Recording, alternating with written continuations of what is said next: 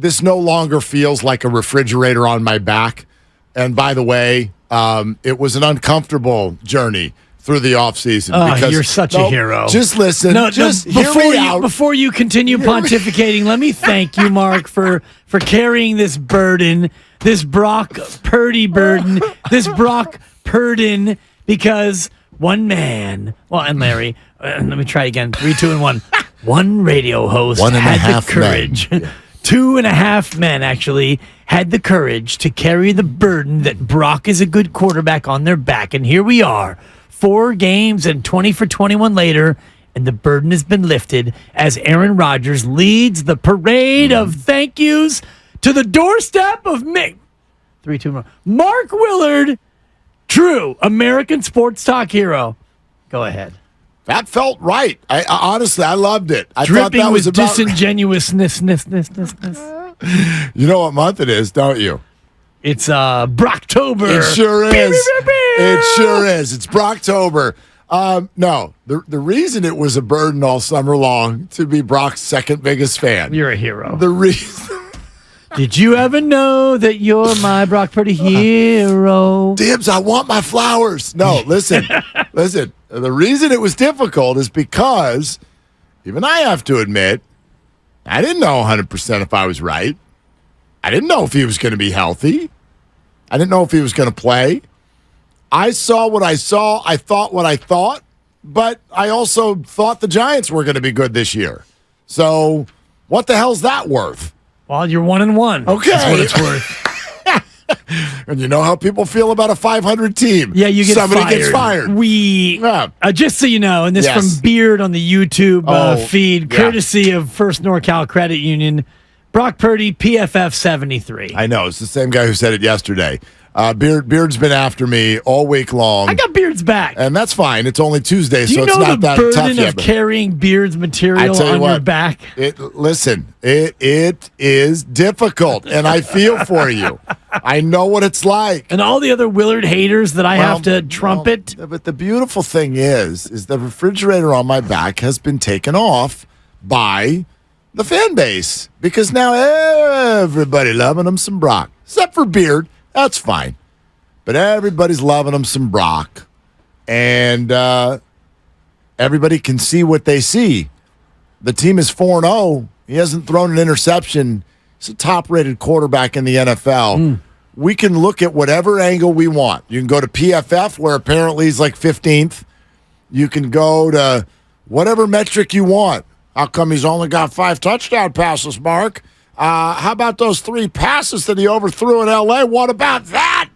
A lot of yak yards. Listen, he's nothing without Shanahan's laminated play sheet. Hi, my name's Alan Stiles. Must be nice to have Debo and C-Mac on your team. Wowza, are they good or what? I give you 2 for your Styles, but a 3 because it's really mean-spirited. Until we get to October 24th and the bet goes away, Stiles and I are rivals. And then after that, we'll go back to normal. That bet is dead. It's a shame. I know. I love the guy. But anyway, point is it's over now because most people are now just debating what level of good.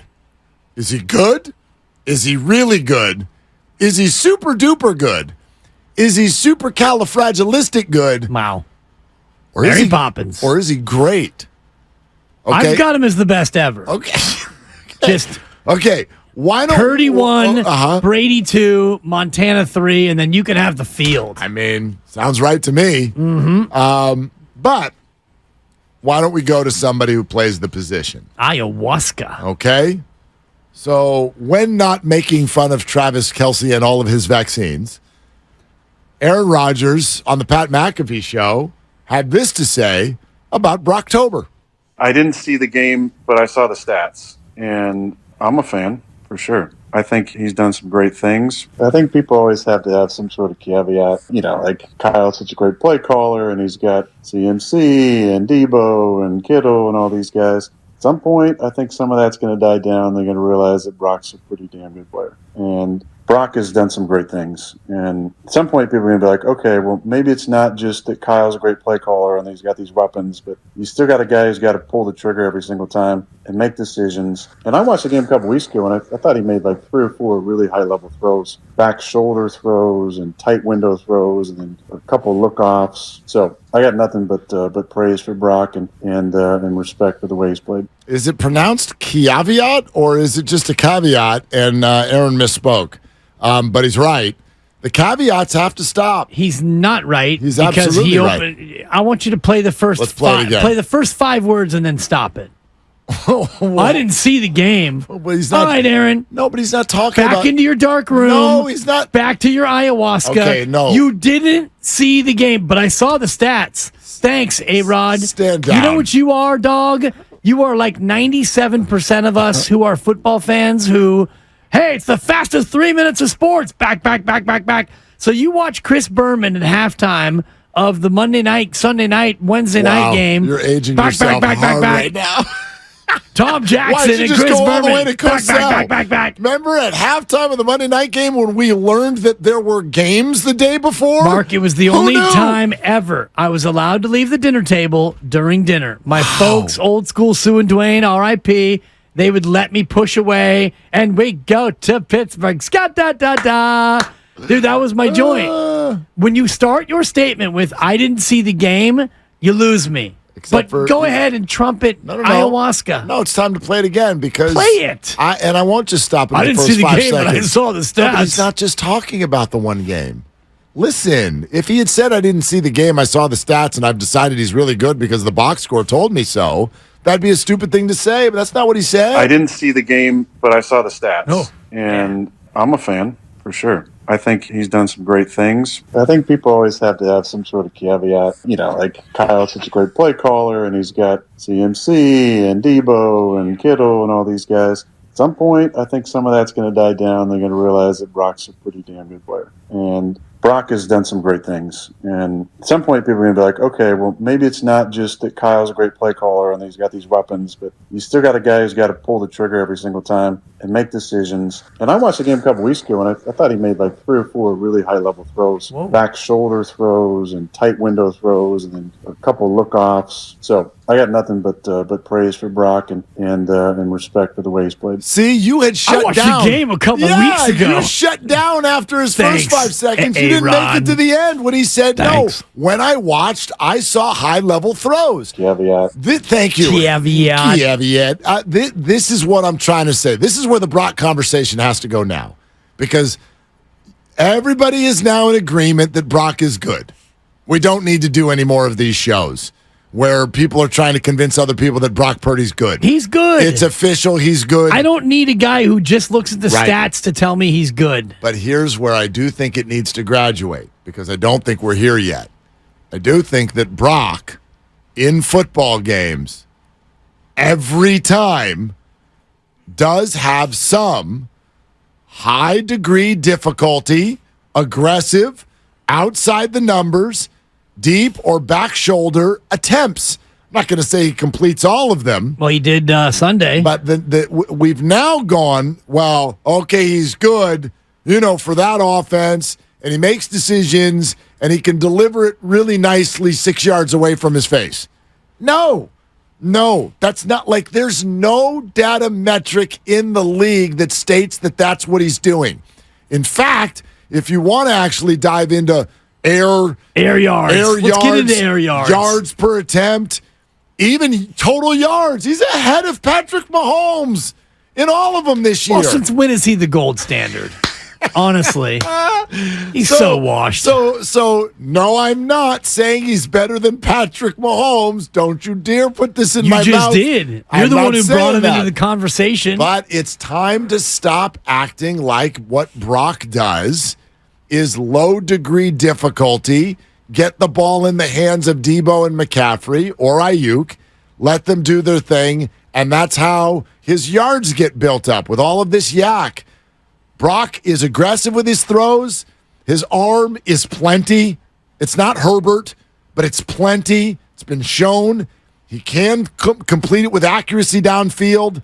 He can do back shoulder. He can do outside the numbers. Of course. I don't care how talented any of your receivers are.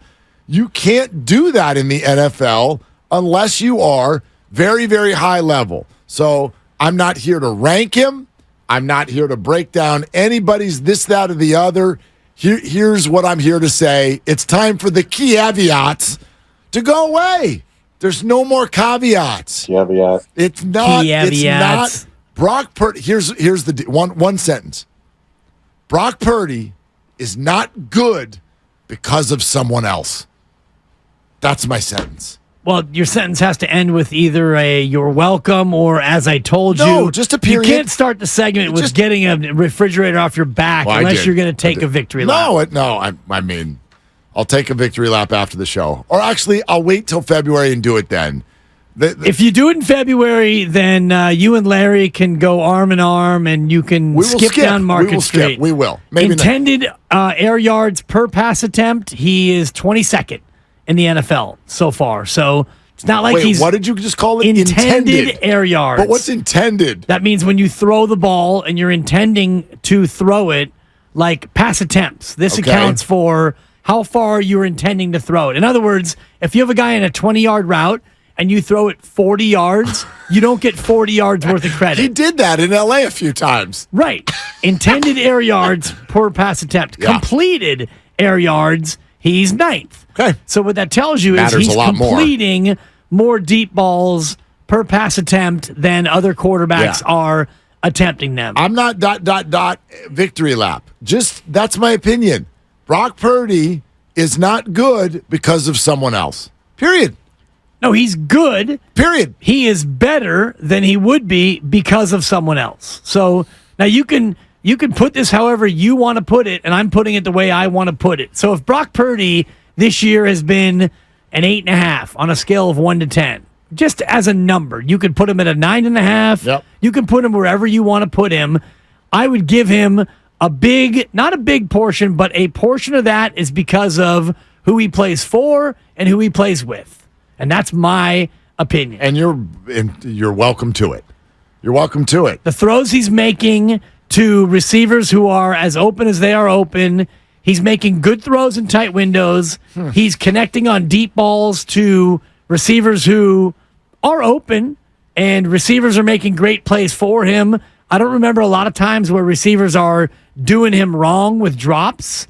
He's been helped out by a talented team around him and a very, very good play caller. It's interesting. It's not to say he's not good. Well, listen. And don't you dare say that I'm saying that, because I'm not. You know what I am going to say? Say it. I'm going to say that you're listening to 95.7 The Game. About time. KGMC FM in HD1, San Francisco. Always live on the free Odyssey app, Twitch and YouTube. Powered by First NorCal Credit Union.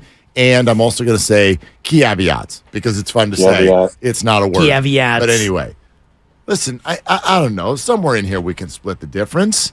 I mean, I also spent half the offseason trying to hold up Kyle Shanahan. I got accused on YouTube 48 times of sleeping at his house.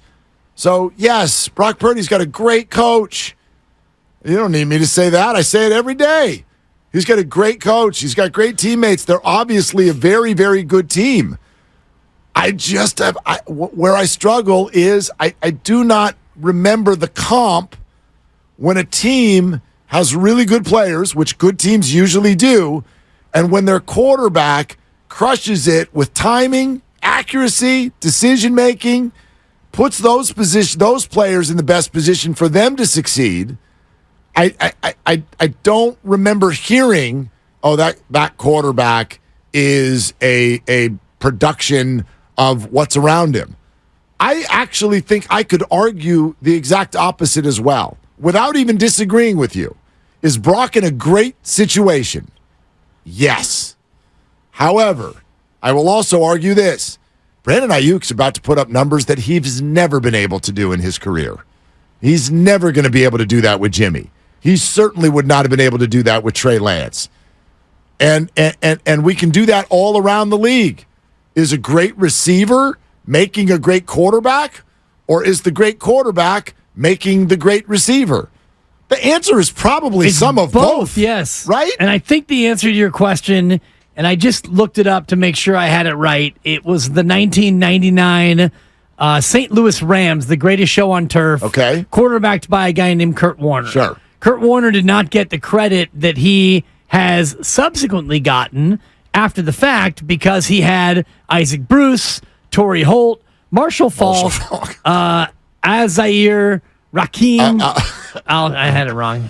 My thing scrolled on me. No, that was good. No, because Azair. Yeah, right? Azair Hakim. You weren't even born, Grandy. You don't even know who I'm referring to. He is now. But go ahead and buzz it out. The buzzer is I don't correct. know who it is, but I know you were wrong. Azair Hakim. And don't even let me forget Ricky Prohl. Oh, Ricky Prohl. They had a talented team, is all I'm saying. Sure. They had Hall of Famers. And Kurt Warner was a former grocer who nobody believed in until he became Super Bowl champ. They go 13-3. They go undefeated in the playoffs. They win the Super Bowl. He goes on to be a Hall of Famer in his own right. Okay. So I think that, to me, and I'm not saying that Brock is going to be Kurt Warner, but that's where we are with this team. Can I put a face on it with something you and I have discussed? Sure. I just put a face on it, but put a different face on it. Let's put a different face on it. Put a second face on it. You have been Two-faced. very... Go ahead. You've been very impressed this year with Tua Tagovailoa. Yes. Okay. Why don't I hear with Tua what I hear with Brock? Because what's the damn difference? Oh, you do? I Are do? you kidding me? I'm not kidding you. I came on this very station after they put up 70 and What talked other station about... would you go on? Anyway, go ahead. Alice. Okay. Sarah and Vinny. They have me, talking Taylor Swift. She shows up, I show up. That's the way that goes. And I talked to you, Mark, about Miami having the 3 fastest players in football, Yep. and them being a glorified track team, and them also being coached by a disciple Shanahan. of Kyle Shanahan. Disciple, yes. So it largely is a very good comp because they've got weapons across the board, and we could argue which team has a better collection of skill guys. I think it's the Niners. We could argue who's Top a to better... bottom, I agree. Sure. We could argue who's a better coach, and I think it's close in terms of offensive play calling, but I still would say Kyle. And we could argue who's a better quarterback, and we could argue, but it probably is Brock right now, but maybe it's not. I don't know. Look, That's a great comp, though. Well, that's my curiosity because I don't hear it the same way. It's not that he doesn't have weapons and good things around him. He does.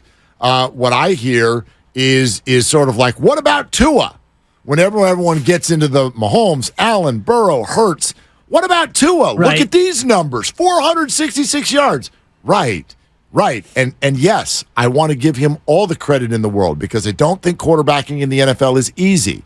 So I don't think you can just be like, well, my guys are fast, so that's why I'm good. No, you have to hit them. You have to be amazing. You have to have presence, accuracy, decision-making, timing, leadership. All of it has to be good for you to be good in the NFL every single time. So if he's hitting Tyreek Hill and Jalen Waddle, then he gets credit for that, even though Tyreek doesn't get caught from behind and Tua gets a TD pass for that.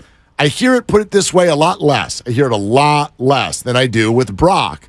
That Brock apparently, with his timing, his leadership, his decision-making, his accuracy, is somehow, well, that's Debo and Christian and Brandon, as opposed to the same thing that we would hear with Miami and Tua. I do not find those conversations to be equal. Yeah, I think the conversations are happening in equal amounts, and maybe you're not listening in the same way in terms of Tua, but I'm looking at the numbers, and Tua leads the league in yards after the catch. Interesting. 616. So he's racked up almost half of his yards after the catch, and Brock Purdy is 10th in that category. That's an interesting stat. As a comp. Completed air yards per attempt. They are tied for second at 5.1. So they're both averaging 5 yards per completion beyond the line of scrimmage. So, and Jimmy Garoppolo actually is first in that category at 5.3. But again, it's per completion. He's only got like 3 completions. Right. That's One of air them must have been yards long. per attempt on completed balls. If you do it just on attempts. Are you on some sort of wacky analytics page? No, Where do Pro you... Football Reference. Okay. I don't know. Pro Football Reference. I thought you were on farhanzadi.com over there. You go to the advanced passing stats. There's passing stats, and then you get into the advanced passing stats. They have accuracy numbers, pressure numbers, play type. How do they do based on RPOs and play action and all the rest of it? Look, I mean, I get it. I think it's an interesting way to compare especially these two guys. Well, I like what you said about Kurt Warner, and quite frankly, there's a Brady comp here too. And again, what I don't like is when we start comparing Brock Purdy to Hall of Fame QBs. That's not what I'm doing. I'm talking more situationally about what the arc of their success was. And I remember the Patriots' first Super Bowl. People were not like, wow, this Tom Brady. They were like, wow, he came in and held this thing together. And then I think it was the next year, and he started. He's good. He's good. They've got a great defense. And Tom makes the throws that he needs to make, and they win 20-17. And that's how people talked about Brady. Flash forward 15 years, they're like, this is the guy's the most accomplished thing that's ever happened. I don't know where Brock's career is going. I think everyone needs to have that patience. So I get it. When the guy wins a Super Bowl, all of this goes away. I get it. Yeah. I get it. And in the meantime, there's going to be talk about, system, play sheet, caveats, talent. There's a lot of caveats. Offensive line. And, another caveat that Aaron didn't mention is, they haven't really played anyone yet. Haven't really played anyone. Yeah. And I'm not going to drop that caveat on Brock Purdy because he is undefeated as a starter in the regular season. Let's go to the phones. 888-957-9570. JB in Fremont. Hey, JB, what's up? Hey, I was just going to say, just for a second, let's just drop the analytics, okay? And as far as Brock Purdy's concerned, I mean, just as a fan watching these games, this guy is executing Shanahan's playbook exactly. I mean, he's dropping dimes. The way that the passes are getting to the receivers, we haven't seen that in years. He's got a decent arm, and I think even if he's underestimated, I think he's going to be fine in the league. I'll tell you one guy I would be worried about, and I'll say it again, Patrick Mahomes. Did you see that last game, those interceptions? I could have intercepted that. Gosh, this is a weird game, wasn't it? Even you, JB? It was the weird... Yeah, even me, with 10.4 40 speed. Thanks, JB. Thank you, JB. Thank you for that, JB. Sometimes get something that you don't realize that you really needed. That was the most energetic listener laugh we've ever had on this show. That might be the laugh that I needed. We get a lot of them. We get a lot of them. It's kind of our thing. You never know what you really need until you get it sometimes. Right. It's the laugh we all needed. It's not the, no, it's a little different, the Counting Crows line, right? You're on your own here. And it always seemed to go, you don't know what you got till it's gone. It's a little different. That's Joni Mitchell. Well, yeah, it was a remake. Come on, Coach. Come on, Counting Crows. Now, listen, I'm not going back to Joni Mitchell. What do you want to recite Love Actually together? Good Joni Lord. Mitchell is an absolute American treasure, and you watch your mouth. Yes, but that CD that was in the pocket of the trench coat, turned out it was a necklace for another woman, and everything went sideways. Oh, really? Sorry, spoiler alert, if you haven't seen Love Actually 28 times.